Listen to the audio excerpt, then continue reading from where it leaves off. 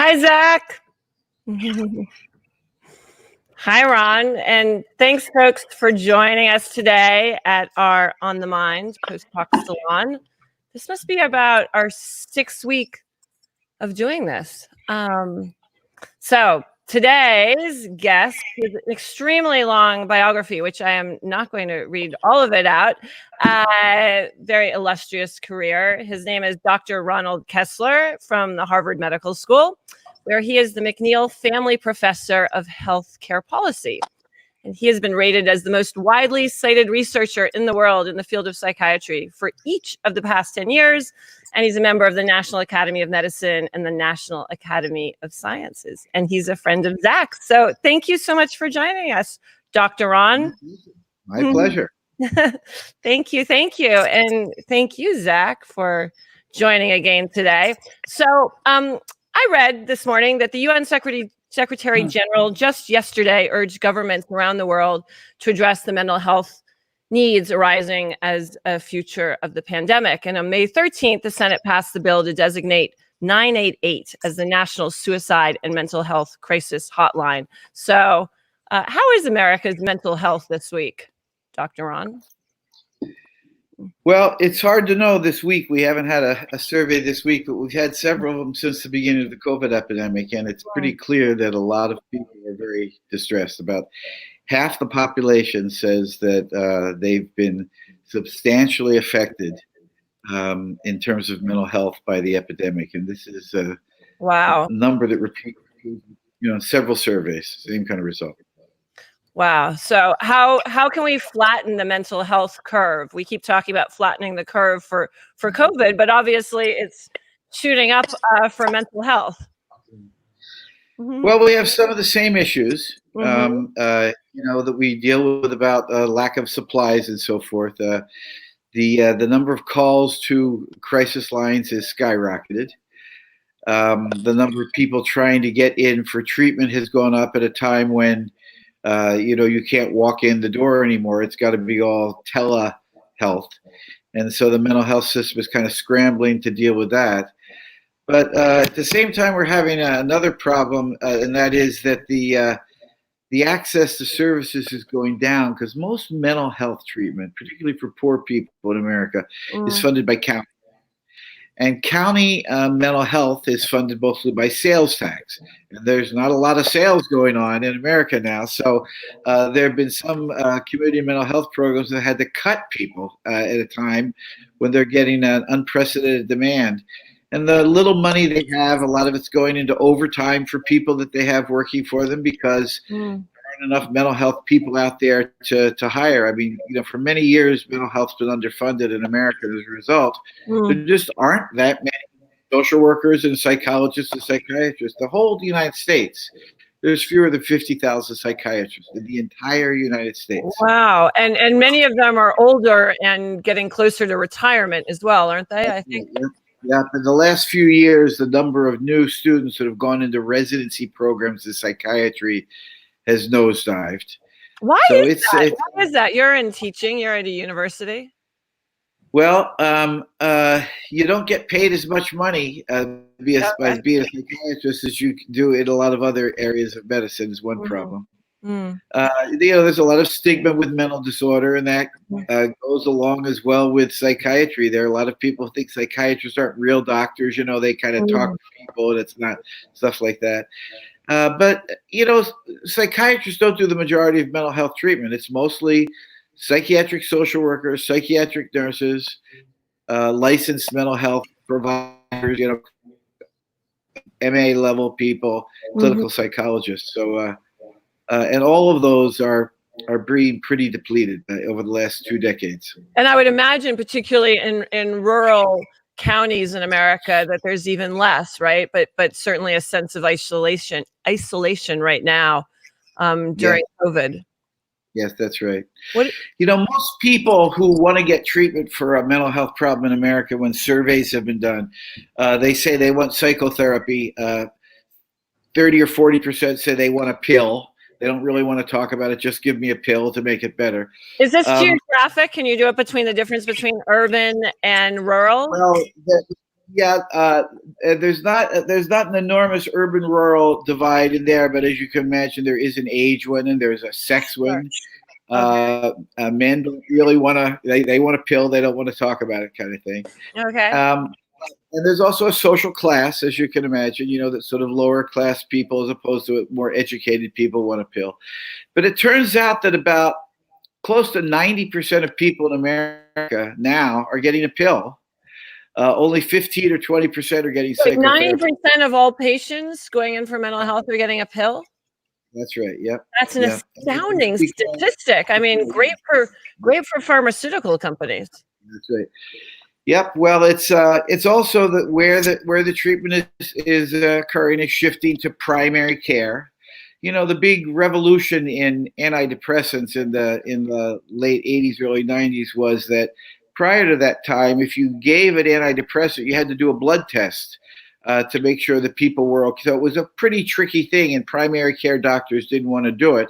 Whereas the newer generation of antidepressants, you just give the pill. You don't have to worry about that. So there's a lot more mental health treatment pushed into primary care away from specialty care. Okay. A lot of the psychotherapy that's being done is being done by MA level social worker, counselor kind of people. Psychiatrists are pretty much becoming people who do complicated psychopharm and don't do long-term psychotherapy. A lot of health plans, will give you 8 sessions of psychotherapy, but not long-term. So there's a whole bunch of things that are going on. But the big upshot is that when demand goes up, we just can't go get a lot more people who know how to deal with it. We're sort of stuck. And people want somebody to talk to, or they want something that's not just a pill solution. So, we're trying to do some stuff about that, but that's the problem. Sorry. So much of your research now and what you're working on is focused on addressing this parallel pandemic, and how are you A, defining the problem, and B, what is it that you're doing to work through solutions? Right. Well, there's a lot of interest now in physician extenders, people who would be something called peer specialists. So they're people who have experience themselves of having mental illness, and they can be kind of coaches and guides to people who are having the problem now. And there's also technological extenders. So there's an enormous number of apps that are out there now, and guided programs where you have a coach that helps you work your way through a computerized system, and other kind of ways where you can get more people helped per hour of clinical help. So the work we're trying to do now, in conjunction with COVID, is to evaluate this enormous range of technological options. There are right now over 10,000 different stress management and mental health apps in the app stores. Wow, overwhelming, right? As the consumer, now the problem is only about 3. Yeah, no, go ahead. Oh, I was just going to say, as the consumer, it's very hard to know what is actually useful, and what isn't, and what is for real, and what has been developed by doctors and what hasn't been.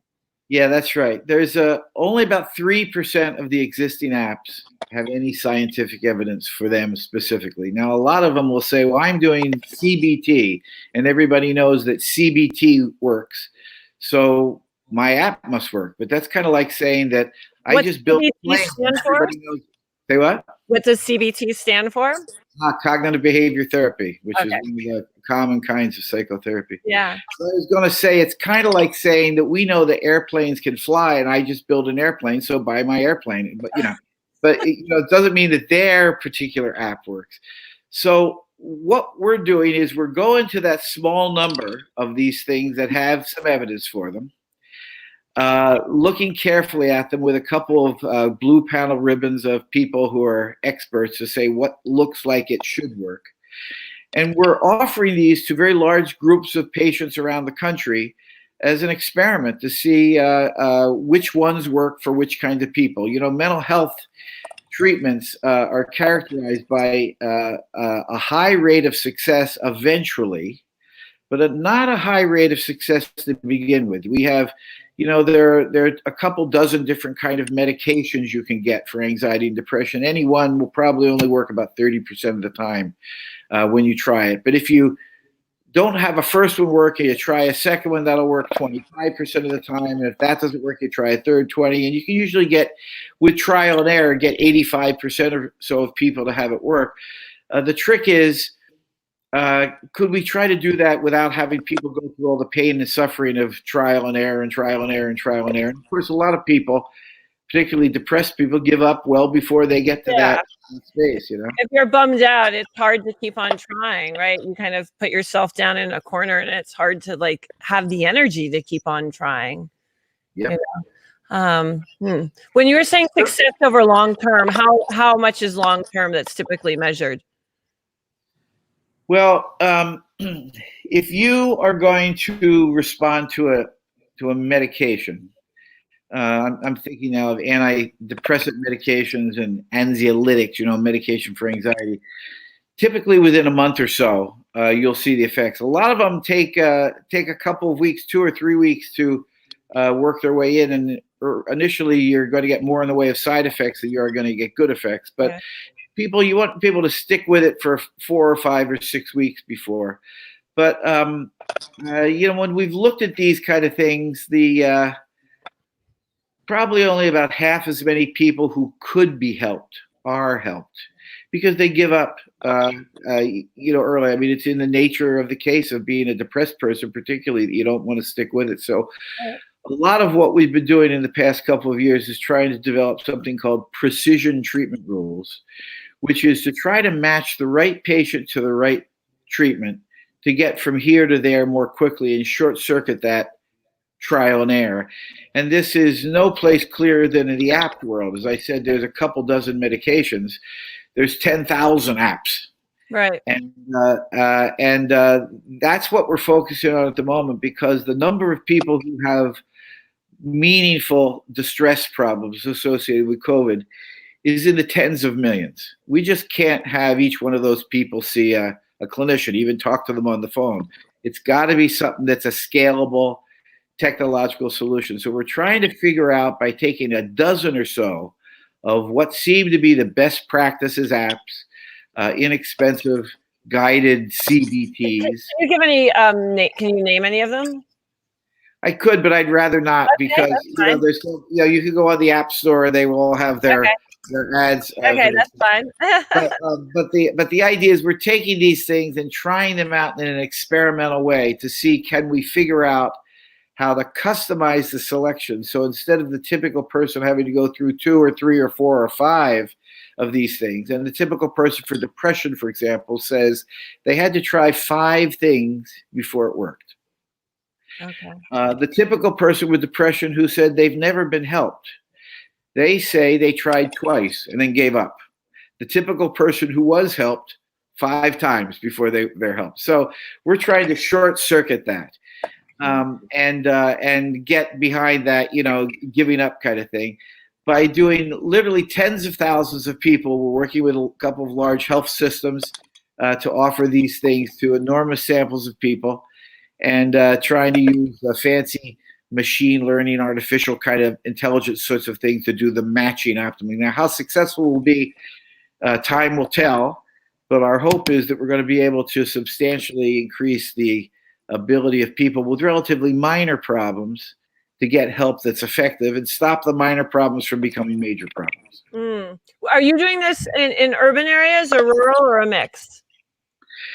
We're doing it all around America. We're working with Aetna, National Health Insurer, 22 million people all around the country.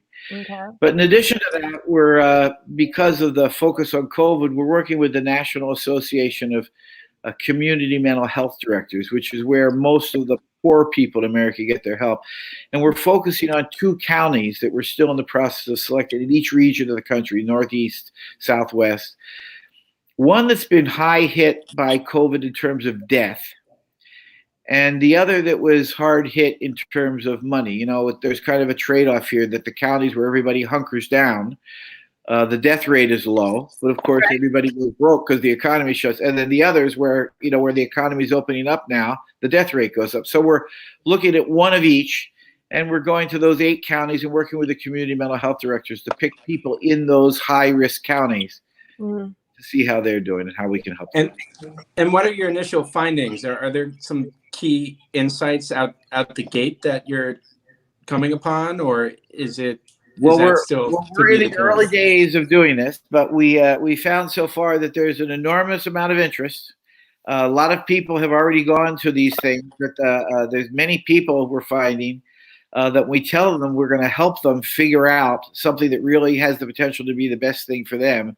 There's an unbelievable groundswell of unmet need because the people just haven't reached out. They don't know where to go. They don't think anything's going to help. But when somebody says, look, we can be here and hold your hand, it's not that tough to do.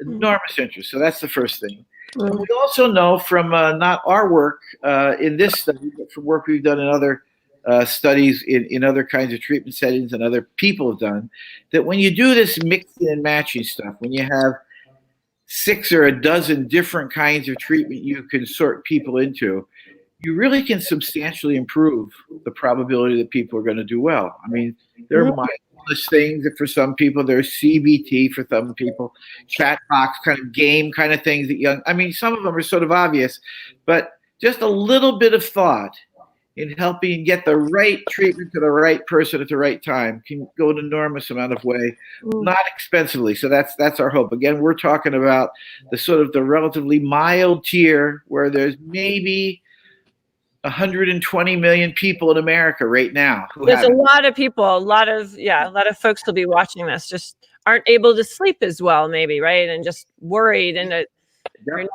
usually cheery people, but a little bit more worried and anxious. Yep. Insomnia is a big thing, kind of uncontrollable worry that you can't push out of your mind, and just teaching people some tricks for how do you manage that. You sort of reflect, say, gee, I'm doing it again. What am I? And I have these kind of little ways. Give us a couple of those tricks. Well, again, it's hard right now. But it's not.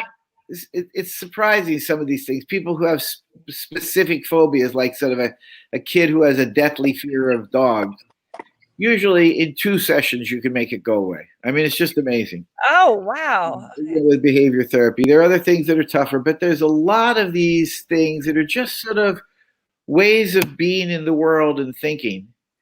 Little sort of strategies that really make an enormous amount of difference. And there's a lot of people who've done a lot of thinking about this over the years. And so having that kind of life skill sort of stuff about how to put things in perspective is just a useful thing. You don't have to be a mentally ill person. You can be just a smart person who wants to cope with the stresses of living. It's a stressful world out there. It's, life skills training kind of stuff is a very positive thing and can take people a long way. And what does a success state look like for you in terms of, in a ideal situation with the resources at hand, with resourcing not being an issue? What does that look like? Well, in America today, I should say yesterday, before the COVID epidemic, there's in a given a year about 25% of the population that meets criteria for some kind of mental disorder. Most of it is relatively mild. Those mild people typically do fine over time, or they go in and out of mild states, but there's a proportion of them that move on to more serious things. We don't know a great deal about what the effect is of getting early, effective, relatively inexpensive, non-intensive treatment to those minor people to prevent the progression from severe. And the reason is very few people with mild disorders get help. But my hope is that now that 20% is blowing up to, say, 40 or 50%, we'll finally be able to go out there in a very large group of people early on in the game, try to get them into some kind of treatment that will help them deal with the problems being a little bit over the top, and follow them over time and see if we can prevent a more serious thing from progressing. And I think, with the numbers we're talking about, when I said 120 million, that's a real number. That's the number of people that we estimate in America who are adults that have some clinically significant, relatively mild, moderate kind of problem, but it's real. and could use some help, and it can be free help. There's a lot of things online that are free, but just getting the right thing to the right person, having them focus on it a little bit. And the health plans we've talked to, I should say, are very interested in this. And the reason is they're drowning right now. Yeah, it saves them money in the long term, presumably, as well, right? So I think if we can show in this demonstration that we could do well working with one health plan and working with community mental health, my guess is that it'll be embraced by a lot of payers for a combination of wanting to do good. But even if you're just a selfish, lousy payer who wants to make money, it's something that's a smart business move, because keeping people mentally healthy is going to improve their physical health. It's going to improve their mental health so they don't show up in emergency rooms. In the long run, it's going to be a win-win for everybody. I mean, that's 121 million people who might be turning up for other things that are going wrong as a result of stress, right? Yep. Talk about over stressing the healthcare system. I mean, the hospitals were emptied for COVID folks to come in, and now is there going to be room for folks who've got mental health issues that have arisen and really blossomed as a result of?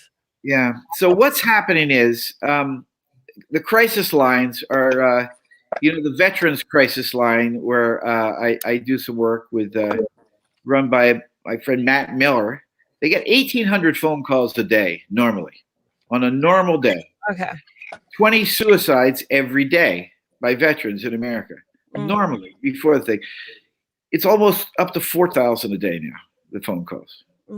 And they have like 500 people working full-time answering the phone. I mean, you just can't. Many community mental health centers are now turning away patients. We've been told in the last month, in a quick survey that was just done, that 1/3, 33% of new people coming to community mental health in the month of April were turned away because they told we just don't have any space. Has the public lost faith in the system? Not that we can tell so far, because they're reaching out to the system for help. Okay. But what happens there when people say, "Look, I'll put you in line, and we'll see you in 6 months, maybe," or something like that, or just forget it, the line's too long. Some people go back home, and maybe we'll do okay, but others go back home with their minor problem, and it gets really bad. And then when it gets really bad, they go to the emergency room. And the emergency room is not a good place to go right now. They're afraid to go to the emergency, which they should be. But at some point, when there's a suicide attempt, or when it just can't help it anymore, the emergency room is going to get flooded. And we're already seeing this. Emergency rooms are, fortunately, one of the nice things about the thing, other than the fact that where you guys live, the air is a lot less polluted, right? Because there's no cars. There are many fewer car crashes. So people don't come to emergency rooms for car crashes anymore. And no pedestrian crashes. I think I read today in New York, there hasn't been a single pedestrian fatality in New York. God. But what has gone up, sadly, is domestic violence. Right. People come in because they're being battered, because the husband is home 24/7 with the wife and kids, and he can't go out to the bar, and all of a sudden women and kids are coming in with broken arms and bashed heads and stuff like that. It's just going to increase. Right. So the emergency mental health system is fraying at the edges. And the fallback position is the emergency medical system, which is just not prepared for the onslaught it's going to have. So the hope is we can kind of get ahead of it, nip a lot of problems in the bud. The mental health professionals who can see people telephonically or eventually in person, we'd like to have them limited to the people who really need it. The people who can be handled with this less intensive stuff, let's get them to the less intensive stuff. So we're trying to sort of rationalize the system. Mm-hmm. I mean, given that we can use telehealth now, aren't we, to some extent, we should be further along than we have been in past crises? Yes, it's telehealth is a great thing in a lot of ways. People are willing, particularly in the mental health world, are willing to admit things remotely that they won't admit face to face. So that's a good thing. And it's of course it's a lot easier. You don't have to fight the traffic to get in and out of an appointment. So people are less likely to be no-shows than they were. You know, and a lot of the research we're doing, when we used to have 50 or 60% of the people we'd follow up, we're getting 90 now because they're all home. They're waiting around. So I mean, there's some things that are good like that. One problem, it's a short-run problem, is that telehealth gets paid less money than face-to-face. So if you're a therapist, talking to a person on a telephone for an hour, the typical health plan will pay you less than if you're talking to the same person face-to-face, because for many years, healthcare systems have pushed people in the direction of face-to-face treatment. Now, there are laws that are changing now that are getting away from that. But one of the big financial crunches of community mental health over the last 8 weeks is they're getting less reimbursement because they're falling into the telephone appointment schedule rather than the face-to-face, and getting half as much money with twice as much work. You know, that kind of stuff. Right. How can yeah, sorry, go Zach. Oh no, just from a. Are you seeing support from a public policy perspective? Are there policymakers who are open and willing to review and re-review these considerations to better support their constituents? Yep, there have been a lot of changes. In some ways, this is the kind of thing that many people called for and otherwise would have taken 10 years. It's now taking less than 10 weeks. There's some laws that have been changed about practicing across state lines, about equalizing the pay for telehealth versus face-to-face. A bunch of stuff that's being good, and giving more money to the system. So that's going to do a lot of good. The rate limiting step, though, as I said a little while ago, there's only so many mental health professionals around. You can't just say, gee, I need 100,000 more social workers. Let's go get 100. Where there ain't no 100,000 more social workers. You didn't train. Solution. So, what's the solution? Well, as I said, I think the solution is there is some people call practicing to the top of their license, which is to say you only want the people who are the specialists seeing the people who really need to see a specialist. The people who are seeing the MA level people, they only see somebody who nothing else works unless they see an MA level person. And all the people who can be helped with less intensive things, get every single one of them to the less intensive. So the kind of precision treatment stuff we're doing not only is trying to take large groups of people, figure out which ones are helped by these scalable things, get them to the exactly right one, but we also are saying, here's a person that none of these things that we have, the handy dandy little quickie things, none of that's going to work. This guy should go to the top of the line right away to see a face-to-face mental health person or somebody on the phone. So again, it's sort of, I'm trying to be the traffic cop of this system. There's not a lot of organization out there. Whoever shows up and can pay for it gets paid. But we want to start saying, no, you need to go down to a lower tier. You can be helped over there, but we need some sorting mechanism. And a sorting mechanism typically means there's a system, and we have a great non-system. So I'm trying to impose some structure on a non-system, and the hope is it's going to work. A lot of people are in favor of it all of a sudden that weren't in favor of it recently. So I have pretty high hopes. Us too. Yeah, we've put so much focus on people who live in care homes who are older, but have spoken less of older folks who are living at home and who presumably must be feeling pretty isolated at this point and pretty lonely. Will you be working with folks in the community who are older at home, and will telehealth work for them? Because you've got to also make sure that folks can use technology reasonably well. So there's several things that are, these high-risk populations of minorities, elderly people, poor rural people. One of the things about technology working is you have to have technology to begin with. Exactly. And so there's several things that have been done to help with that. As you know, that the FCC has started a program of trying to get phone companies not to turn off the phones of poor people. What happens in a lot of poor America is that they trade off having food 1 month and telephone. So they don't pay their telephone bill, and their telephone gets shut off for 2 months, and then they get some money and they turn it on again. We don't want anybody's telephone shut off right now. So many phone companies have pledged not to turn off anybody's phone through the pandemic, And furthermore, for people who have sort of the little plan, to give them for free the more souped up plan so they can see video, not just audio. So that's a good thing.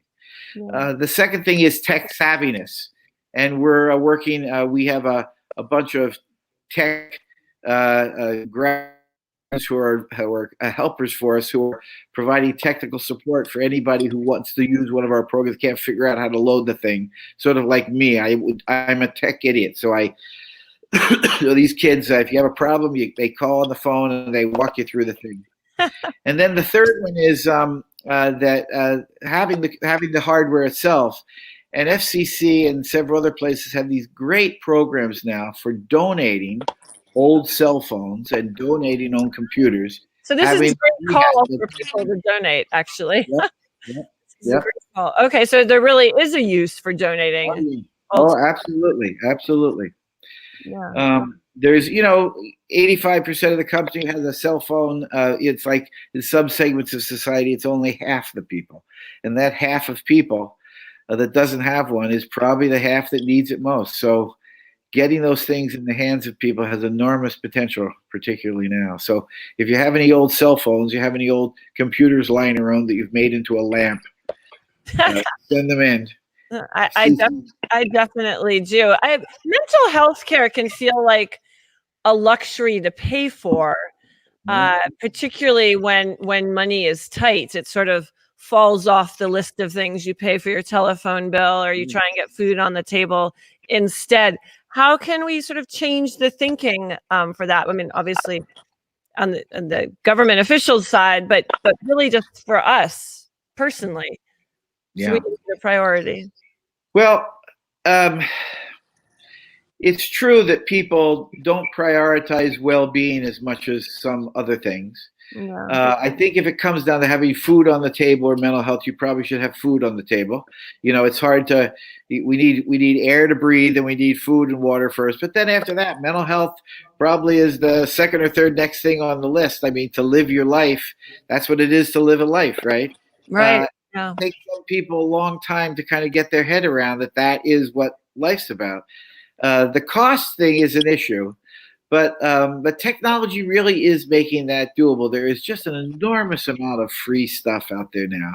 And online communities of people who have experience with these things themselves, who are there to be support groups, and to all the apps that we're working on are either totally free or have a substantial chunk of free stuff that you could then start with that and go online and take the rest on your own. If you have the money and you want to pay the extra thing, you can avoid having to go online. But if you want to learn about meditation or relaxation, there are several apps that we're working with. There's quite a few of them out there that have really good programs that show you the basics of how to do it.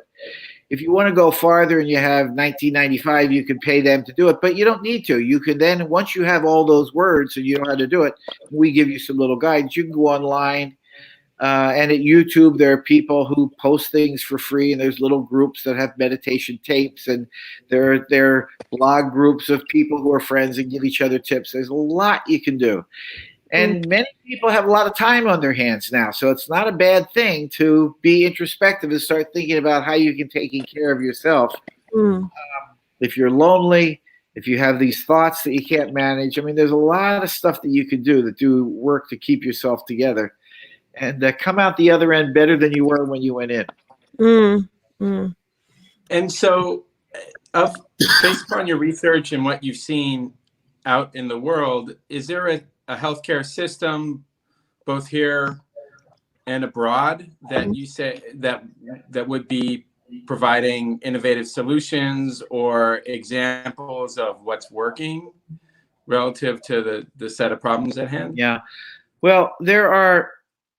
When you talk about a system, the things that work are not therapies. They're getting the right therapies to the right people. So I mean, every system, every healthcare system out there, there's somebody who does psychotherapy. There's somebody who knows how to prescribe psychopharm. They might not be the most sophisticated prescriber in the world, but they exist. But the system piece is having flexibility in lots of different kind of treatments. As I said, there are 20 different medications for depression. For if you go to the VA's website, for example, where they have an interest in PTSD for obvious reasons, because veterans said that, they list 7 different kinds of psychotherapy that are evidence-based psychotherapy that they give. How do I know which is the right one for me? And the answer is you don't. How do they know which one's the right one for me? Beats them. They just, if you show up to somebody that does a certain kind of therapy, that's the kind of therapy you're going to get. So the system that we need is to sort of get people from here to there a lot quicker. It's going to save money for the system, because instead of people coming back and back and back again, you're going to get them what they need right away. And there's no place in the world that has that right now. Is it possible to predict? Well, does depression and suicide, do they cluster in geographic areas? I mean, is it sort of county? Yes. Yep. There are if you take the county level suicide rate, right, in a given year, and there's 3,300 counties in America, and you correlate the suicide rate 5 years ago with the suicide rate this year, it's about correlated 0.6, 0.7. So there's very high stability. And can you does unemployment? Can you use models using unemployment to predict death by suicide? Yeah, there's a recent report that came out. You guys had Angus Deacon and Case a few times ago, about deaths of despair. And the things they look at are more stable kind of things, but unemployment rates vary pretty substantially. I mean, a place like West Virginia has a chronically low high unemployment rate. But if you look at counties that are farm counties in the Midwest or the places, it varies enormously. The suicide rate goes up and down wildly with weather, because it's the cost of grain. Wow, of course. So interesting. I mean, stuff like that. So, but weather doesn't have nearly as much of an effect on the suicide rate in a state where it's manufacturing. So there's stuff like that. But yeah, there's places that are high risk places. There are people that are high risk people. A lot of those differences are starting to get smaller now, because everybody's becoming a high risk person for a variety of reasons. A recent report just came out about projecting how many of these deaths of despair are going to increase because of the COVID epidemic. And they're the same kind of models where you project how many deaths there's going to be from COVID in general. But the projections were that depending on how big COVID was, what the long-term economic implications, it's between 25 and 250,000 extra suicides and other deaths of despair over the next decade. That's the people at the tip of the iceberg. For every one of those, there's 10 people who make a suicide attempt. And for every 10 who make a suicide attempt, there are 100 who are living in despair and holding on, but not making a suicide attempt. So there's a lot to do. And the mental health effects are really felt for so many years after people potentially forget about COVID itself, right? And it can really set people off in the wrong direction for life. Sure. Yep. Depends on your age and your circumstances, but yep, that's absolutely right. And of course, COVID's going to last less time than the economic aftermath is going to last.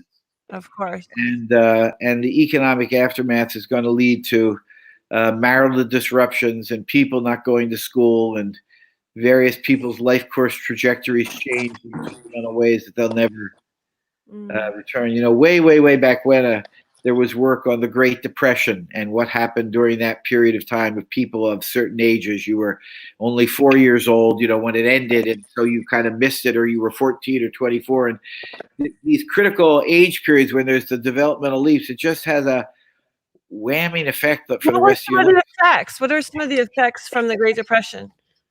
Well, the thing I always find interesting is a friend of mine, Glenn Elder, did this wrote this book where he studied people. There was something called the Berkeley and Oakland growth studies that were done in Berkeley, California during the years of the Depression. For other reasons, they just went and got some hundreds of families and took very extensive histories of these people about what was going on. They sort of heard their stories and wrote them down. They were all archived someplace.